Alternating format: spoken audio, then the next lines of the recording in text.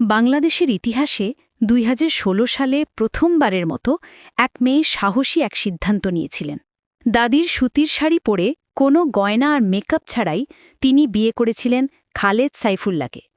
তার নাম তাসনিম জারা। অসংখ্য মানুষ ছবিগুলো দেখে বিস্মিত হয়েছিল, তবে দুঃখজনকভাবে অধিকাংশ নারী এটাকে বলেছিলেন স্টান্টবাজি। অথচ তাসনিম জারা তখনই প্রমাণ করেছিলেন, নারী হয়ে পাহাড় সমান উচ্চতায় উঠতে মেকআপ বা গয়নার প্রয়োজন হয় না, প্রয়োজন হয় মেধা আর যোগ্যতার।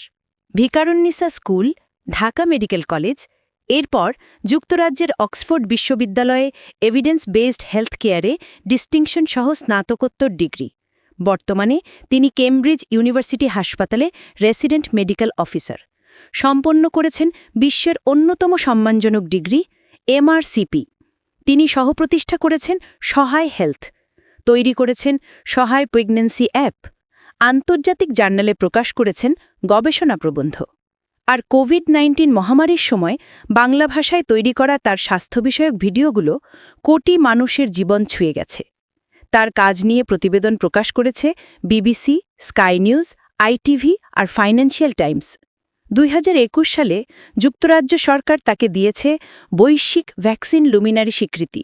মাত্র ৩১ বছর বয়সেই তাসনিম চাইলে কেবল ডাক্তারি পেশা আর কন্টেন্ট ক্রিয়েশন থেকে কোটি কোটি টাকা উপার্জন করতে পারতেন। কিন্তু তিনি বেছে নিয়েছেন কঠিন পথ, বাংলাদেশের তরুণ প্রজন্মকে নেতৃত্ব দেওয়া, রাজনীতিকে বদলানো আর একদিন পুরো জাতির দায়িত্ব নেওয়া। কিন্তু বিনিময়ে আমরা কি দিলাম তাকে? যুক্তরাষ্ট্রের এক এয়ারপোর্টে অশ্লীল গালাগালি আর অপমান। এটাই কি বাংলাদেশের প্রতিদান?